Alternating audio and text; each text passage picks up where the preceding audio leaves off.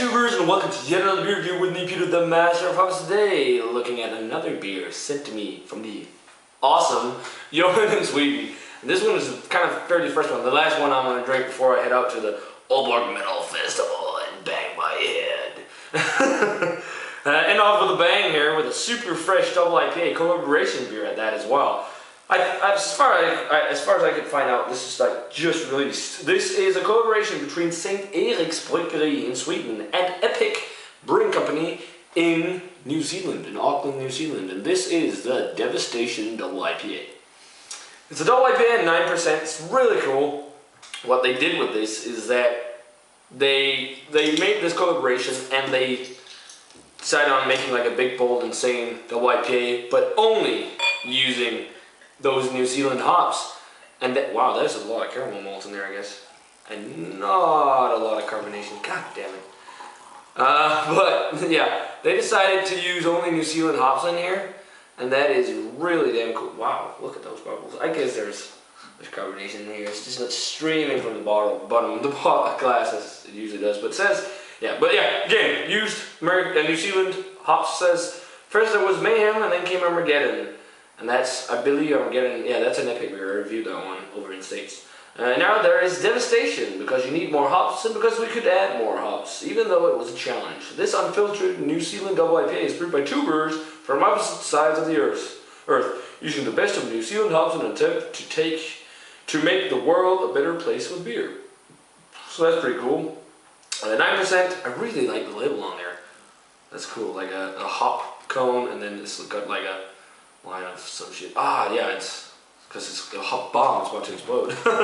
But yeah, color on there. It's really dark, or not really dark. It's darker than the average IPA. It's like a real dark amber kind of color, or at least darker than the other ones I had. Nice 2-finger off-white head. Let's take the aroma on it. Yeah, that is weird. Is that skunk? No. There's something in there that reminded me of skunk. It's not as forward and punchy and juicy as I'd expected, because like the New Zealand hops for me, especially something like Motueka and what's the other one called? Nelson. Those are right in your face. This has some of those kind of notes. It's got a little bit of a kind of grapefruit note. See, that problem here might be because there's like next to no carbonation, so I can't really smell much. It's got like a candied sweetness, caramel, toffee, sweet maltiness. Some grapefruit, some pininess, but not that punchy tropical characteristic that some of the New Zealand hop has. Some earthy notes as well.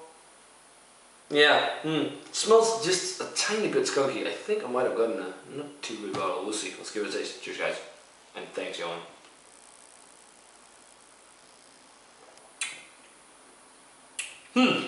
Yeah, that is really interesting. It's not got much carbonation.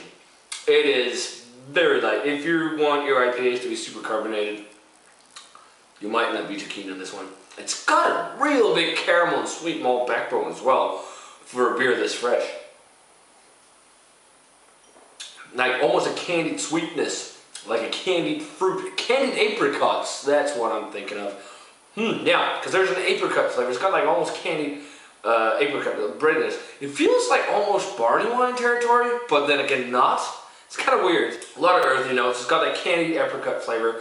It does have a little bit of almost white grape character, but I don't think there's Nelson in here. Nelson would stand out more. It actually also tastes, if you've ever tasted hop extract or actually tried and taste a hop pellet, it has that flavor, that just dank, hoppy, dry pellet kind of flavor. It's got an almost like British kind of tangy fruitiness to it, almost like marmalade-ish character. It's an odd kind of beer. It feels like English-British tradition wanting to be modern tradition, and then meeting somewhere in the middle, and then just balancing it all out somehow. It's kind of weird explaining like that. It's good. It's not a bad beer at all, but I just really hope for punchy, crazy, in-the-face New Zealand hops. Mouthfeel, I didn't talk about that.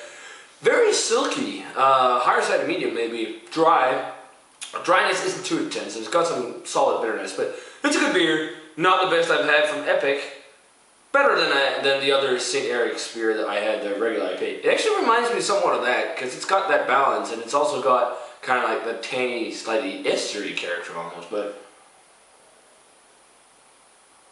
rating-wise, on the St. Eriks, yeah, as I'm drinking it, the skunkiness isn't really there anymore. I think that was just me. But yeah, rating-wise for the St. Eriks and Epic Devastation Double IPA, I'm gonna go straight up 80. It's a real nice beer, but it just doesn't break up into the higher 80s category, mainly because it's just like it's very balanced. That can be good, but it feels like it tries to be big and tries to be balanced, and they're like kind of restricting each other in that sense. So yeah, this is my opinion, but still good stuff. I mean, worth checking out if you like the kind of balanced IPAs. I'm sure this will be your cup of tea for sure. So yeah, thanks again to Jorn for sending this one out.